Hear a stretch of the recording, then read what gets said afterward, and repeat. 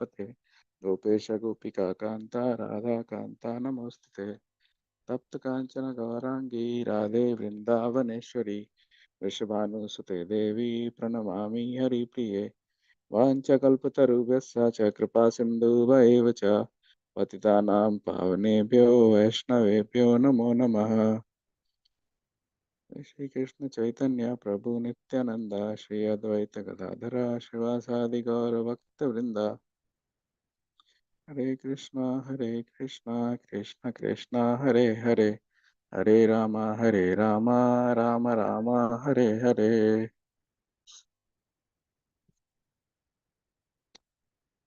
We will start with the verse. Let me share my screen here.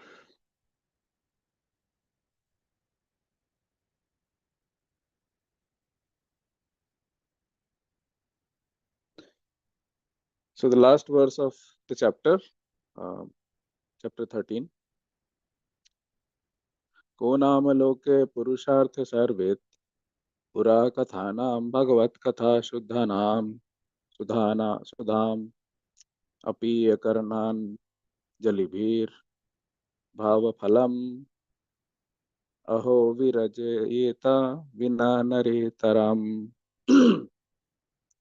को नाम लोके पुरुषार्थ सर्वेत पुरा कथानां भगवत कथा सुधाम अपीय करणांजलिभिर्भवपहाम अहो विराजेत विना नरेतराम. So synonyms: kaha, who, nama, indeed, loke, in the world, purushartha, goal of life, saravit, one who knows the essence of, pura kathanam, of all past histories, bhagavat, reading the personality of Godhead, katha sudham, the nectar of the narrations about the personality of Godhead, apiya, by drinking, karna anjali bhi, by oral reception, bhava apaham, that which kills all material pangs, aho, alas, virajeta, could refuse, vina, except, nara itaram, other than the human being. Translation by His Divine Grace A.C. Bhaktivedanta Swami Srila Prabhupada ki jai. Purport: the narration of the activities of the personality of Godhead is like a constant flow of nectar. No one can refuse to drink such nectar except one who is not a human being. Devotional service to the Lord is the highest goal of life for every human being, and such devotional service begins by hearing about the transcendental activities of the personality of Godhead. Only an animal or a man who is almost an animal in behavior can refuse to take an interest in hearing the transcendental message of the Lord. There are many books of stories and histories in the world, but except for the histories or narrations on the topic of the personality of Godhead, none are capable of diminishing the burden of material pangs. Therefore, one who is serious about eliminating material existence must chant and hear of the transcendental activities of the personality of Godhead. Otherwise,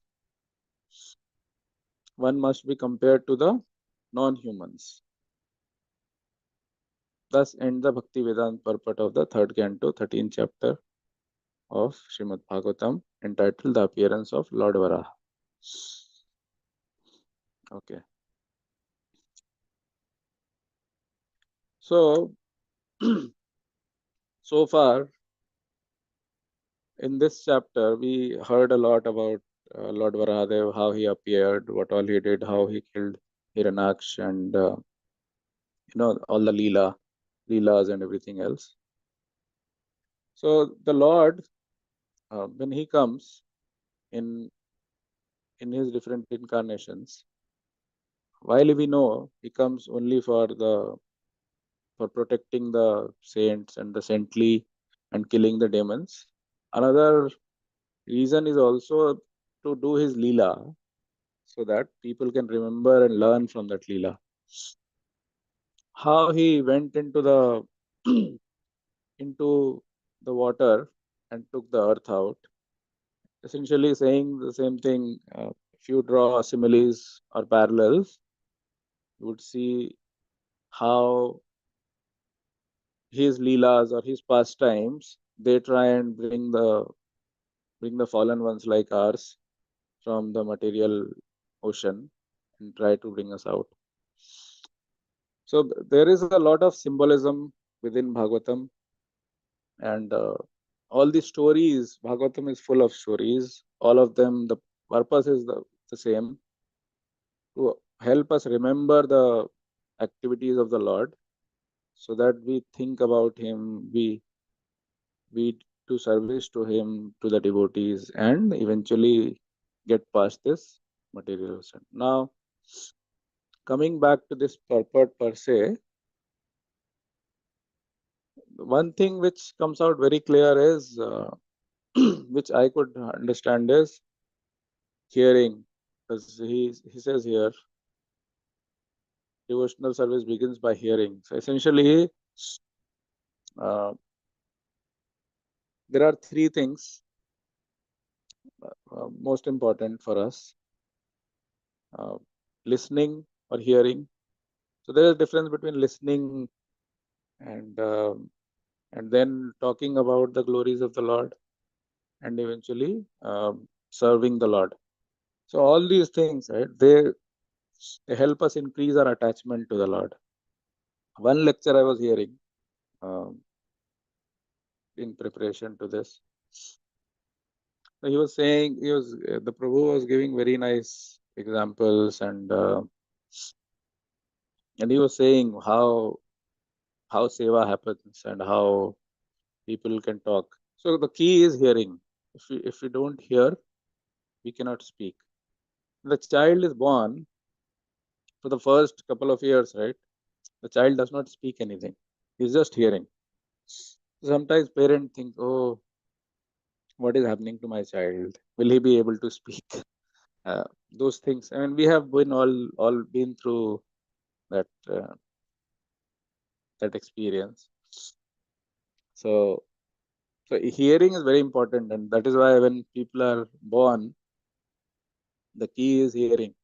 They keep hearing for many years, and once they start speaking, then they don't they don't stop. And then people have to say, oh, come on, we have 2 ears and one mouth, so listen more and talk less.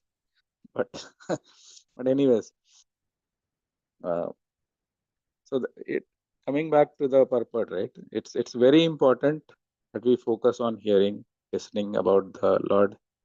uh, there are many examples, uh, how Sukhdev Goswami, he was hearing, he was in the womb of his mother for many years, right? He was not coming out. Finally, when by the grace of the Lord he came out, he just started walking towards the forest. And I heard somewhere, he's his he was like the way we focus on the bright light, the impersonalist. That is how he was when he was born. He had all the knowledge. Then we all know, right? Four types of people, and then Gyanis and the rest. So he was one of those. He knew a lot, but then he did not have attachment to the Lord, to the personal form of the Lord.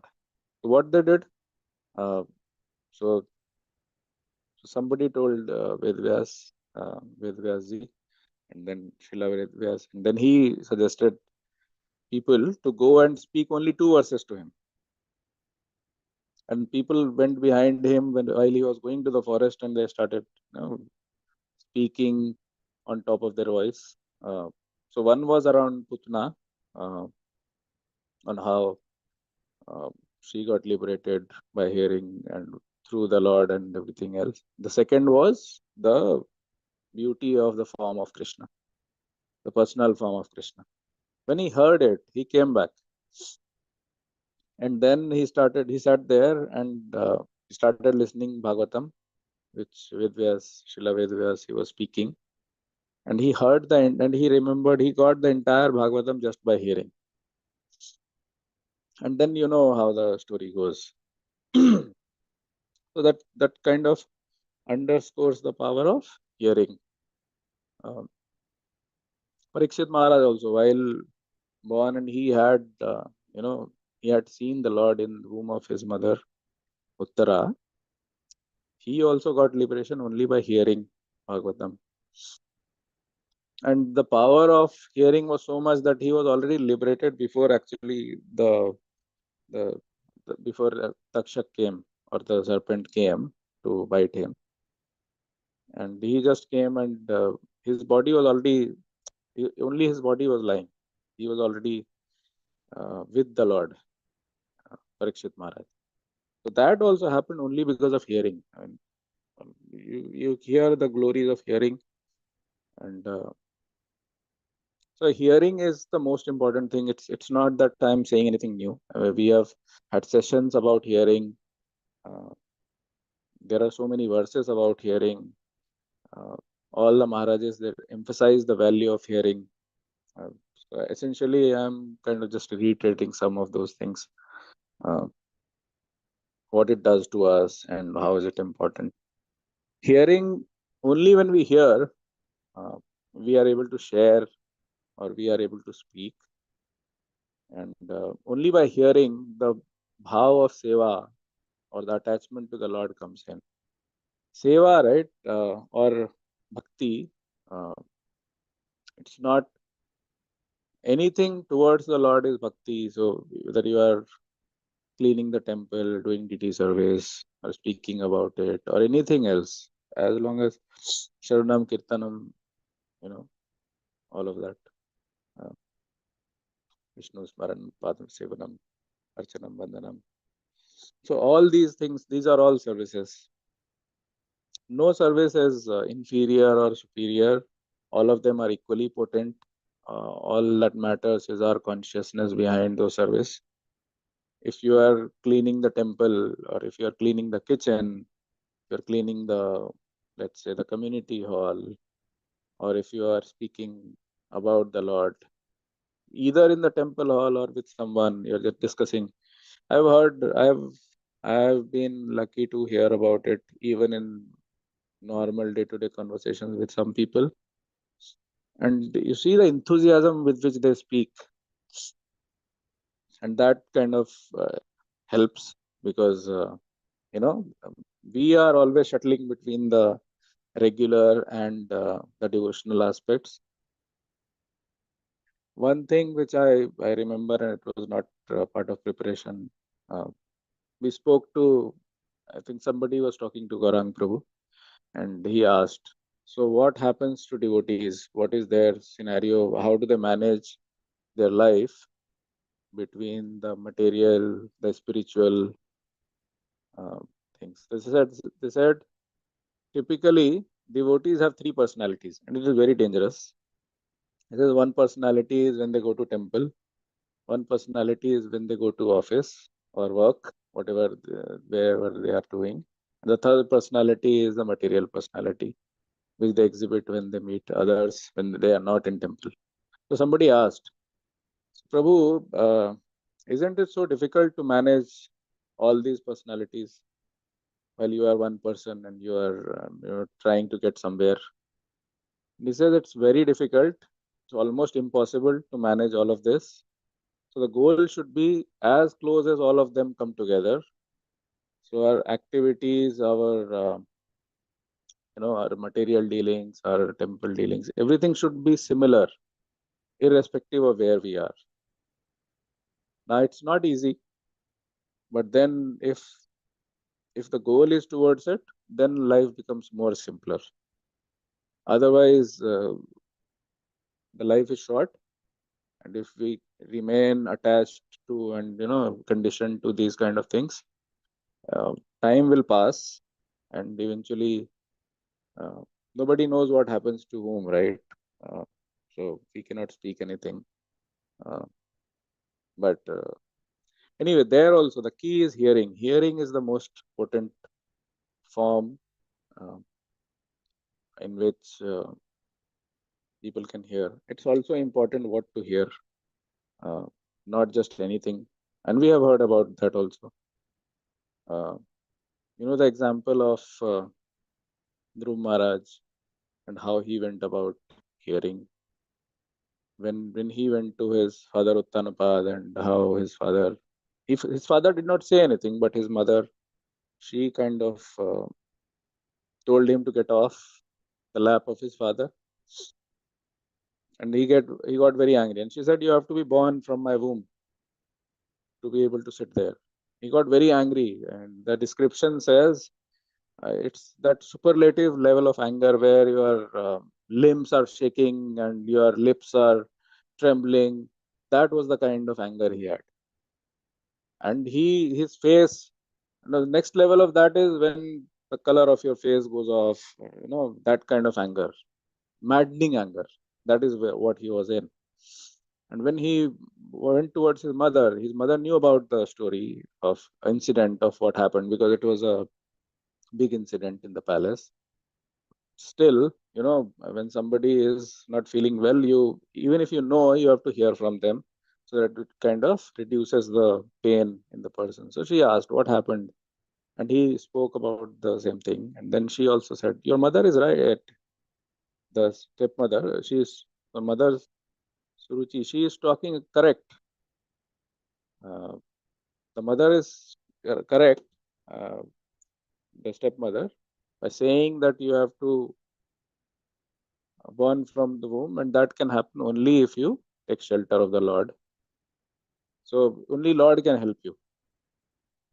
And then he goes and then he meets Narad Muni, and Narad Muni tests him by saying something. Okay, I can make you sit, I can make you the king, this, that. And he says, no, I want to meet the Lord. Then Narad Muni gives him initiation and the mantra, makes him hear, and then he goes and does it. And it's the power of hearing from the right places. Mantras, Maharaj was speaking, His Holiness Ramapad Maharaj, in one of the recent lectures in St. Louis. He was saying it's not the mantra, it's the source of the mantra. Because these days there is so much information, you can find anything and everything from everywhere. But unless you get it from a right source, the power, potency of the mantra does not awake. So, in case of Dhruv Maharaj, he got the mantra uh, from Narad Muni, and then he did his service, his tapasya in the forest, 5-year-old boy, and he got to meet the Lord, whom even after doing billions and billions of tapa, Lord Brahma was not able to reach. So that is the power of hearing. That is the power of service, the seva, that hearing can awake. Uh, so, so there is another story of Dhundukari, I think you all know. But in the interest of time, I'll speak very quickly, maybe 2-3 minutes. So, so cut the initial part out, his father and his mother and how Dhundukari was born. But when Dhundukari was born, uh, but anyways, let's speak about it. So there was this Brahman, and there was this person and his wife, and they did not have any child. So they wanted to have a child. Uh, their cow also did not have any calf, and he had a lot of material prosperity with him, but he was very upset. He did not have any child. So he met a sage one day, and then he was crying in front of the sage, saying, what is it? I have so much material prosperity, but I don't have any child. My cow also does not have any calf. What is happening? So the sage said, in your uh, horoscope, I don't see any child for the next 7 lifetimes. So but he was kind of very lost. He was very upset, right? So he did not want to hear what the sage was saying. He says, is it something you can do? He said, okay, take this mango, give it to your wife. And when your wife takes this mango, she will have a child. But remember, every child or everyone who has a child is not happy. And every child does not bring happiness. But he was overexcited. So he said, okay, I mean, what will happen? The child will behave badly with me and all that. So I will handle all that. So he went, he gave the fruit to his wife. The wife said, okay, I'll eat it in the morning. She did not want to eat the fruit. So she spoke to her sister. The sister said, I have already 6 children. So, and I am expecting the 7th one. So I'll probably give you the 7th child. You take that child, and yeah, and that way you will have the child, and you will not have to go through the entire process of childbirth and everything else. So that is how we'll do. So what this lady, the wife of the Brahmana, what she did was Atmaram. So Atmaram's wife. So she gave it to the cow. She fed it to the cow, who also did not have a calf. In due course of time, sister got a child. And she gave the child to the woman, and the cow got calf. Uh, Actually, a human was born, but with ears of cow-like. So he was named Gokarna. And this child who was born of his sister and then given to Dhunduli, his name was Dhundukari. So he was very cruel, and he used to torture everyone, and uh, I mean all the bad symptoms. So the Brahman was upset, and then he had all these habits of spending money with prostitution and everything else. So he spent all the money, all the material prosperity that Atmaram had. Finally, the father, he got very upset, so he left, and then he married 5 women, Hindukari, and then they all were, because they were attached to his material prosperity, so they were all interested into his material things only. So they kept asking for money, money, money. Finally, he robbed the king's palace, and these women, they realized he will get caught, so they kind of killed him and buried him within the house. And Gokarna, his brother, had left because he saw the behavior, and the father had already left. And Dundukari also died. So later on, when Gokarna was in the forest, he saw the ghost of Dundukari. So he realized that something happened. So then he organized, moving a little fast. So he organized a Bhagavat Katha, because somebody told him that you have to recite Bhagavatam in front of the ghost. He should be there along with others, and then probably he will get liberated. So he organized a Bhagavat recital. He was reading Bhagavatam. He was reading it. He called everyone in the village. They all came, sat. Dundukari could not find a place, so he sat inside a bamboo tree or bamboo. The bush. It had 7. Bamboo has those 7. What do you call it? Knots. So finally, as he started reciting Bhagavatam, every day at the end of each day, that bamboo started cracking. One knot would crack every day. The end of 7th day, by hearing Bhagavatam, Dundukari also got liberated. So that is the power of hearing. And we can speak a little more, but looking at the time, right? I think I would like to stop now. And if there are any discussions or any thoughts, probably we can take that before we close today's recital and reading of Srimad Bhagavatam's verse. Hare Krishna.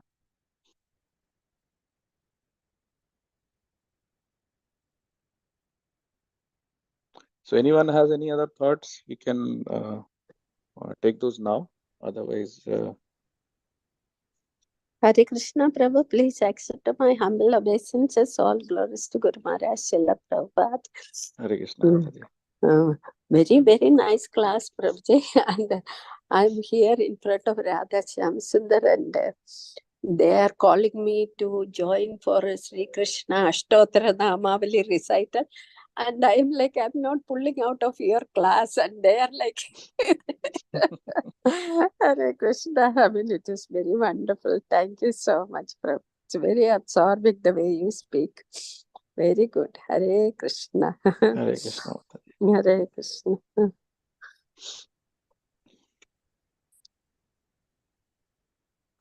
Thank you so much, Prabhu, for Hare Krishna, Prabhu. highlighting the power of hearing. Yeah, thank you so much. I mean, in this Nindakari story, I mean, the other people did not, I mean, the speaker, right? So asked why he did not get liberated. It's so beautiful. I was, And the rose color, the garland is so matching with the rose on the dress. So beautiful. Yeah, yeah. Radha Shyam. Our Okay, I muted her. Mm. Yes, Prabhu, thank you so much. Sorry, Yeah. I was a couple of minutes late. I had to go outside to talk. No, that's fine, Prabhu. That's fine. Yeah, I did not speak that part because I saw the time, so I kind of stopped little short. But yeah, I he understood. asks. Yeah, I understood. Yeah. And apparently he re-recites Bhagavatam and everyone else gets liberated because then they listen carefully. And first time when he stops the Vishnu Dutas from taking Dundukari, right? Why others are not going? Then he says, they say that everyone was there, but they were not listening attentively. And that is why, and Dundukari was listening very carefully. That is why he is going. And then he recites it again for others and everyone goes. So, and this is more for a reminder for myself than anyone else. But yeah, I mean, Thank you, Prabhu. thank you, Prabhu. Glad I have a meeting also. Yes. So, weekday, everyone, thank you very much for joining. वाञ्छकल्पतरुभ्यश्च कृपासिन्धुभ्यश्च पतितानां पावनेभ्यो वैष्णवेभ्यो नमो नमः। अनंत कोटि वैष्णव वृंद की जय। शिला प्रभुपाद की जय।